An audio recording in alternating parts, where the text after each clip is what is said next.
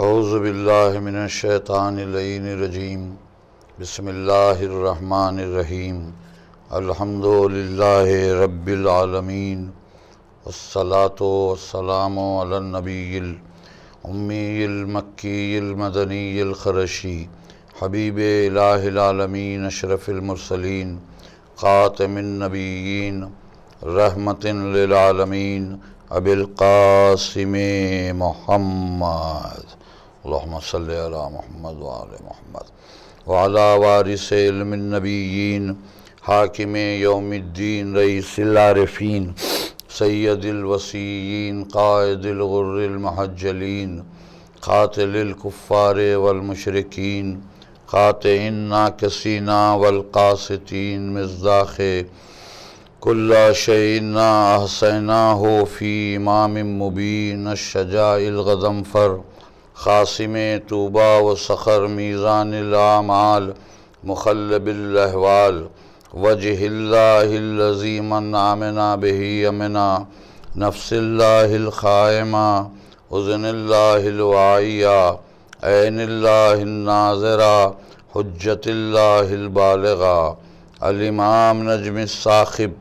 امام المشارق والمغارب مظہر العجائب و مظہر الغرائب الذی حبہ فرض علی الحاضر والغائب اسد اللہ الغالب غالب علی کل غالب مولانا و مولا الکونین امیر المومنین علی ابن ابی طالب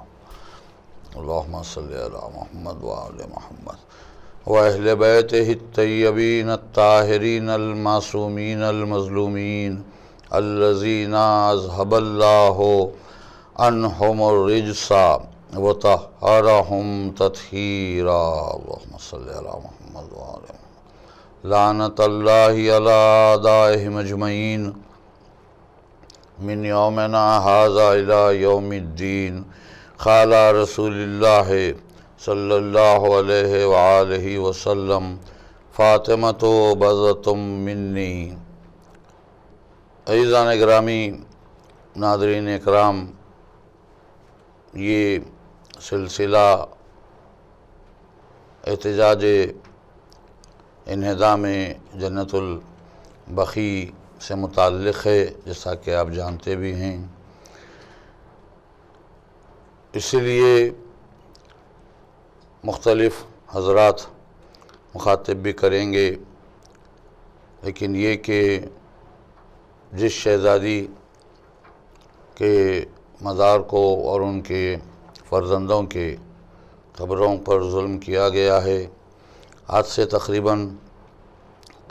90-95 سال پہلے یہ ظلم ہوا، اور اس وقت سے آج تک احتجاج تو جاری ہے، لیکن یہ کہ دنیا اس جانب بالخصوص عالم اسلام اس ظلم کے خلاف جس طرح متحد ہو کر احتجاج کرنا چاہیے تھا وہ نہ ہو سکا، لیکن ایک گوشے سے بہرحال یہ احتجاج جاری ہے۔ اسی سلسلے میں عرض یہ کرنا ہے کہ جس حدیث کی تلاوت کا شرف میں نے حاصل کیا ہے، جس میں رسالت مآب نے ارشاد فرمایا کہ فاطمہ میرا جز ہے، میرا حصہ ہے۔ اب یہ بحث کا موقع نہیں ہے کہ بضعۃ منی کے معنی اور اس کے مفاہیم اور اس کی تفصیل، بس میں اتنا عرض کر دوں کہ اس کے معنی فاطمہ میرے جگر کا ٹکڑا ہے، ہرگز بھی نہیں ہو سکتا، یہ خلاف واقعہ ترجمہ کیا گیا ہے۔ حقیقی ترجمہ اس کا یہی ہے کہ رسالت مآب نے ارشاد فرمایا کہ فاطمہ میرا جز ہے۔ جز کے یہاں پر معنی جو ہیں وہ جز اور کل کا ایک فلسفہ ہے، اور اس میں بھی میں جامعیت کے ساتھ کام لوں گا، چونکہ وقت کے اعتبار سے تفصیل کی گنجائش بالکل بھی نہیں ہے۔ یہ بات طے ہے کہ کل ناقص ہو جاتا ہے اگر اس کا کوئی جز علیحدہ کر دیا جائے۔ اشارہ یہ ہے پیغمبر کا کہ فاطمہ میرا جز ہے، یعنی اگر رسالت سے فاطمہ کو الگ کر دیا جائے تو ماننے والے کی رسالت ناقص ہو جاتی ہے۔ اپنے وجود میں آپ رسالت مکمل ہے اور کامل ہے، ان میں کسی طرح کے نقص کا سوال نہیں پیدا ہوتا، لیکن ماننے والا اگر شہزادی کونین کے مرتبے کو اور ان کے مقام کو اس طرح نہ مانے کہ جیسے اللہ نے اور رسول نے منوایا ہے اور ائمہ طاہرین نے بھی اپنے اپنے انداز میں تعارف کروایا ہے، جیسے مولا کائنات نے یہ کہا کہ فاطمہ میرے لیے عبادتوں میں مددگار ہے، فاطمہ تو اونن لعبادت ہی، یہ علی کا کہنا خود اپنے آپ میں ایک بہت بڑی بات ہے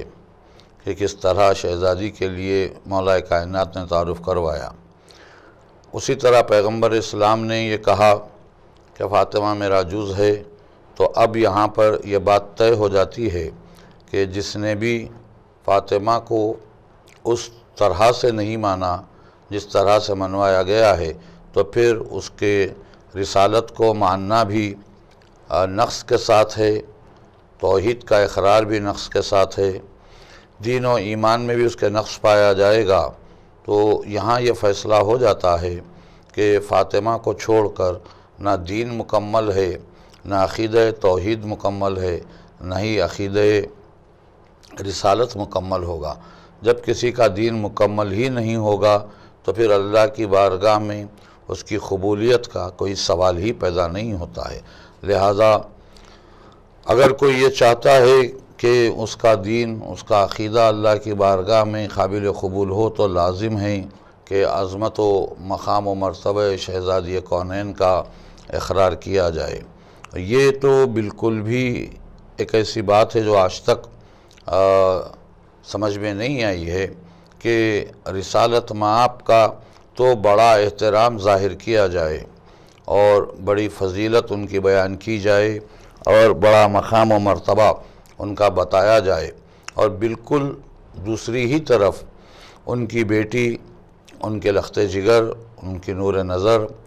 وہ شہزادی کونین کہ جس کے لیے رسول نے کہا کہ میرا جز ہے، تو اس کا مطلب یہ میرا حصہ ہے، تو نبی کو چھوڑ کر کائنات کی کوئی شے بھی اپنے آپ میں تکمیل نہیں پاتی ہے۔ پیغمبر اسلام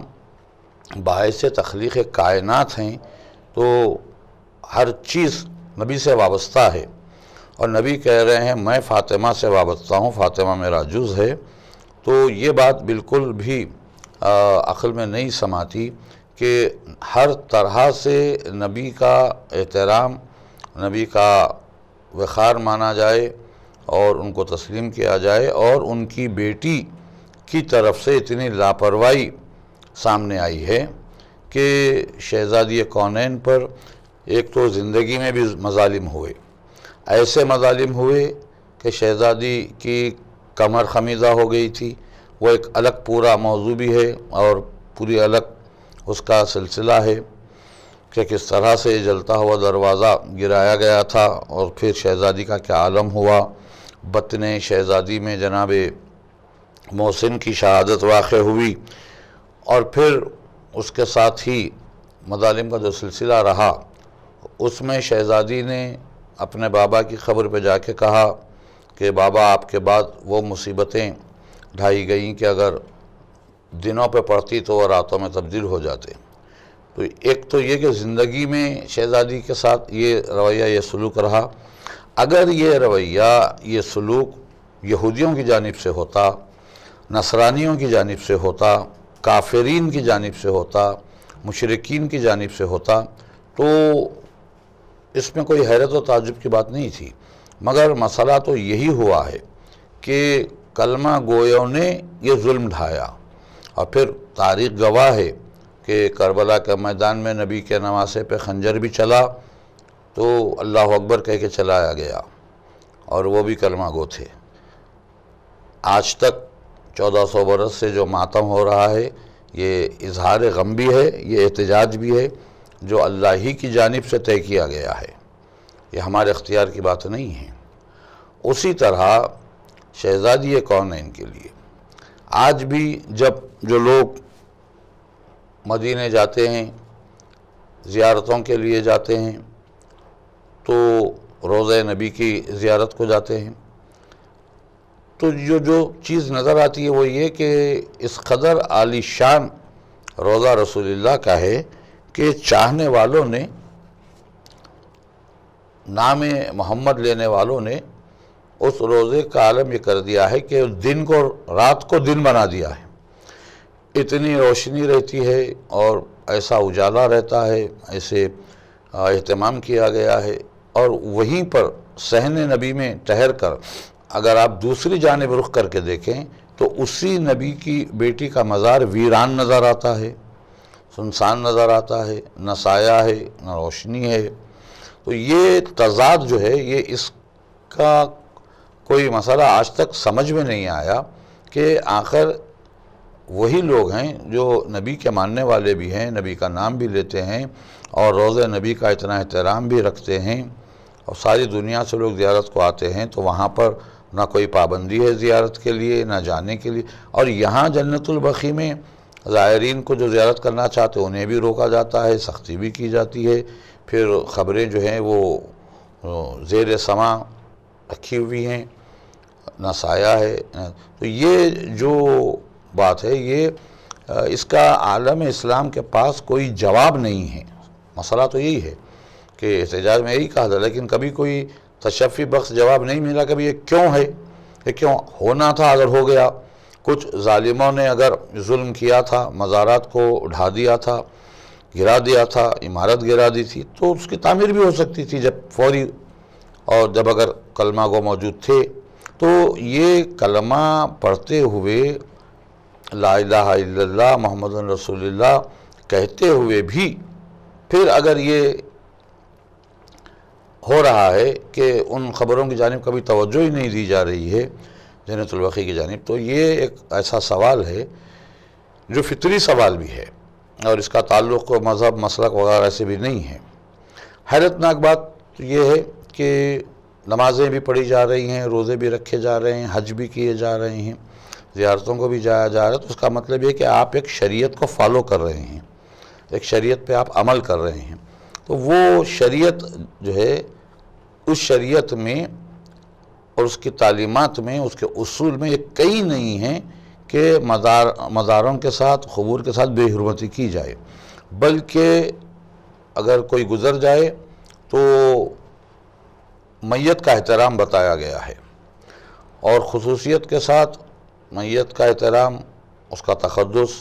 اسے احترام سے اٹھایا جائے، احترام سے رکھا جائے، یہاں تک کہ غسل کے بارے میں ہے، دوران غسل بہت احتیاط برتی جائے کہ کہیں اس میت کو زحمت نہ ہو۔ پھر اس کے بعد خبریں بنی تو خبر کا اہتمام، قبرستان کے پورے آداب بتائے گئے ہیں، اور اس خبروں کا اہتمام۔ یہاں پر جو ایک بات ذہن میں آتی ہے وہ یہی ہے کہ ہم اپنے رشتہ داروں کی قبور پر جاتے ہیں، قبرستانوں کو، اور کبھی ایسا ہوتا ہے کہ ہم اپنے کسی قریبی رشتہ دار، ماں باپ، جن کے ماں باپ ہیں، خدا ان کے سروں پر ان کے سائے کو باقی رکھے، لیکن جو نہیں ہیں، گزر گئے ہیں، ان کی مغفرت بھی ہو، ان کے درجات اعلیٰ بھی ہوں، لیکن جب ہم جاتے ہیں، اگر آپ سچ بتائیے، اگر ہم یہ دیکھتے ہیں کہ خبر کہیں کسی گوشے سے ٹوٹی ہوئی ہے تو آپ کا دل بے چین ہو جاتا ہے۔ آپ وہیں ٹھہرے ٹھہرے منتظمین قبرستان کو بلا کر نشاندہی کرتے ہیں، بتاتے ہیں کہ بھئی یہ دیکھو یہ ایسا ٹوٹ گیا، فوراً بنایا جائے۔ ہم اپنے رشتہ دار کی خبر کا ایک گوشہ بھی ٹوٹنا گوارا نہیں کرتے، جائے کہ رسول خدا کی بیٹی کی اور ان کی اولاد کی خبروں کو مکمل مسمار کر دیا گیا ہے، اور اس کے بعد پھر آج تک کوئی اس کی تعمیر کا کوئی بندوبست بھی نہیں ہوا ہے۔ تو جو شریعت پہ آپ عمل کر رہے ہیں، اس شریعت میں تو خبروں کے احترام بتایا گیا ہے، قبور کا تقدس بتایا گیا ہے، اور اس میں جو ہے اس کے عذاب کی جانب اشارہ کیا گیا کہ ایسا کرنے والوں کے لیے عذاب ہے۔ تو ٹھیک ہے، جنہوں نے کیا تھا وہ تو عذاب کے مستحق ہو گئے، لیکن پھر اسی شریعت میں یہ بھی ہے کہ خبروں کو بنا دینا، اس کا اہتمام کرنا، اس کی مرمت کرنا، یہ باعث ثواب بھی ہے۔ تو اس ثواب کے لیے کوئی آگے نہیں بڑھا، نہ اجازت دی جاتی۔ ہم تو مسلسل یہ کہہ رہے ہیں کہ آپ نہ کرتے نہ کریں، صرف اجازت دے دیں، تاکہ وہ لوگ جو اس بات کو تسلیم کرتے ہیں کہ قبور کا احترام کرنا چاہیے، اور بالخصوص ایسی عظیم ہستیوں کی، تو وہ آگے بڑھ کے اس کا اہتمام کریں۔ تو یہ تو بہرحال یہ سلسلہ ہے اور رہے گا۔ جو بات اس وقت جب ہم جن حالات سے گزر رہے ہیں، جو ہم اس وقت ایک عظیم ترین مسئلے سے جو پوری دنیا دوچار ہے اس وقت، وہ ہے کرونا وائرس کا پھیلنا اور اس کا سپریڈ ہونا۔ اس کی وجہ سے تمام تر احتیاط بتائی جا رہی ہے، ساری چیزیں ہو رہے ہیں، لوگ اس مرض سے گزر بھی رہے ہیں، ساری پوری تفصیل آپ کے سامنے موجود ہے۔ ایسے حالات ہو گئے ہیں کہ جہاں انسان، اگر یہ کہا جائے تو غلط بھی نہیں ہے، کہ اپنے خود گھر میں اپنوں میں رہ کر بھی تنہا ہو گیا ہے انسان۔ تو انسان کی اپنی تنہائی تو اپنی جگہ ہے، لیکن کبھی دنیا نے یہ غور نہیں کیا کہ نبی کی بیٹی کی قبر کس عالم میں ہے، کس طرح ہے۔ آج ہر طرف سے یہ افسوس کیا جا رہا ہے کہ بھئی خانہ کعبہ کو بند کر دیا گیا ہے، خانہ کعبہ پہ لوگوں کو آنے سے روک دیا گیا، جبکہ مسجد اور اللہ کا گھر مقام شفا بھی ہے، اور مقام عبادت بھی ہے، مقام ثواب بھی ہے۔ وہاں آنے سے بیمار کو شفا ملتی ہے، وہاں آنے سے انسان کی تکلیف دور ہوتی ہے۔ مگر یہ بات جو سائنٹیفیکلی ہے کہ لوگ اگر جمع ہوں، قریب ہو، جو سوشل ڈسٹنس بتایا جائے وہ مینٹین نہ کیا جائے، تو اس وبا کے اور تیزی سے پھیلنے کا اندیشہ اسی بنیاد پر روکا گیا ہے۔ تو آج حرم مطہر میں بھی پابندیاں ہیں، مکہ میں بھی اور مدینے میں بھی اس طرح کے حالات ہیں۔ تو لوگوں کو افسوس اس بات کا ہو رہا ہے، سخت شدید ترین افسوس ہے۔ کوئی مخالفت کوئی نہیں کر رہا ہے کہ یہ نہیں ہونا چاہیے، اس لیے کہ اس کا تعلق عالم انسانیت سے ہے، انسان متاثر ہو جائے گا۔ تو یہ بات ضرور ہے کہ لوگ شدید افسوس میں ہیں، کہ ملول ہیں کہ بھئی یہ اس طرح زیارت سے محروم ہو رہے ہیں، جا نہیں سک رہے ہیں، خانہ کعبہ کو نہیں جایا جا رہا ہے، مدینہ رسول کو نہیں جایا جا رہا ہے، قبر رسول کی زیارت نہیں ہو رہی ہے۔ تو یہ افسوس پوری دنیا اس بات پہ آج کر رہی ہے کہ یہ حالت پیدا ہونے سے وہاں نہیں جایا جا رہا ہے، وہاں پر لوگوں کو نہیں جانے دیا جائے، روکا جا رہا ہے، یعنی کہ اللہ کا گھر خالی ہو گیا ہے، تنہا ہو گیا ہے، نبی کا روضہ خالی ہو گیا، تنہا ہو گیا۔ لیکن کبھی دنیا نے اس بات پہ غور کیا کہ 90-95 سال سے رسول کی بیٹی کی قبر ویران ہے، وہاں کسی کا گزر نہیں ہے، وہاں عمدن باقاعدہ پابندی لگائی جا رہی۔ یہ تو آپ نے مجبوراً کیا ہے، اپنے غرض کے لیے کیا ہے، اپنی حکومت کے بچاؤ کے لیے کیا ہے، اپنے اس کے لیے کیا ہے آپ نے یہ جو کام ہے، لیکن وہ تو باقاعدہ حکومت ہی کی طرف سے ممانعت رہی ہے، اس کے خلاف کبھی کوئی نے افسوس نہیں کیا، اس کے بارے میں کبھی کسی نے اپنے غم کا اظہار نہیں کیا، اپنی مصیبت کا اظہار نہیں کیا۔ تو یہ جو تنہائی خبر کی ہے ہمارے پاس، یہی تو مسئلہ ہے کہ ہم اہل بیت کے گھرانے کے افراد کو اپنی طرح نہیں سمجھتے ہیں۔ اگر جو اپنی طرح سمجھتے ہیں ان کے لیے کوئی مسئلہ نہیں، ہمارے لیے مسئلہ یہ ہے کہ ہمارے نزدیک ان کا احترام، ان کا تقدس ایسا ہے کہ وہ اس دنیا میں ظاہر بھی رہیں تو ویسے ہی ہے، دنیا سے گزر بھی جائیں تو ویسی ہے۔ تو ان کی تنہائی اپنی، آج قبر کی تنہائی پر ہم آنسو بہا رہے ہیں، اور قبر کی تنہائی پر ہمیں افسوس ہو رہا ہے کہ فاطمہ کا مزار، بیمار کربلا کا مزار، 5ویں 6 امام کی خبریں اس طرح ویران ہیں، تنہائی کے عالم میں ہیں۔ تو یہ خبروں کی تنہائی ہمیں آج گوارا نہیں ہو رہی ہے، لیکن اہل بیت کے گھرانے میں